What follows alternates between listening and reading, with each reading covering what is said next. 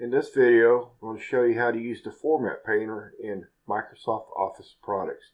If this video helps you, how about leaving a thumbs up, subscribe, leave a comment. Thank you.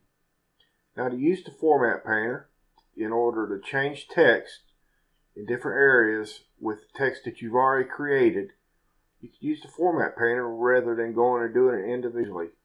As you see, I have a headline formatted already. So I want to change the headlines on the other places to do the same. I'm going to highlight.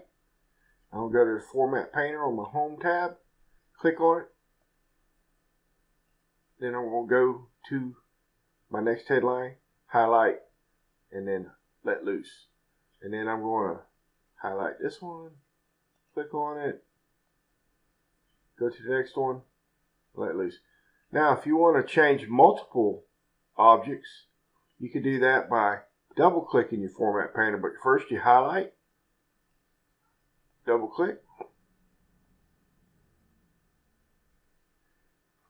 and once again. Now, if you need to get Format Painter should let go after a moment, but if it doesn't, hit your escape key and it will let go. You notice that let go. Now, it can also work for paragraphs. If you want to just change a portion in a paragraph and you want to copy the text formatting from a portion of a paragraph, apply it to the other paragraph. If you want to copy the text and paragraph formatting, you will copy the entire text. So that's what we're going to show you here.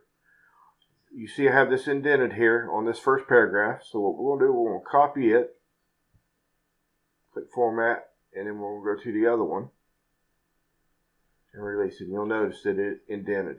And that's all there is to using a Format Painter. If this video helped you, how about leaving a like, subscribe, leave a comment. Thank you.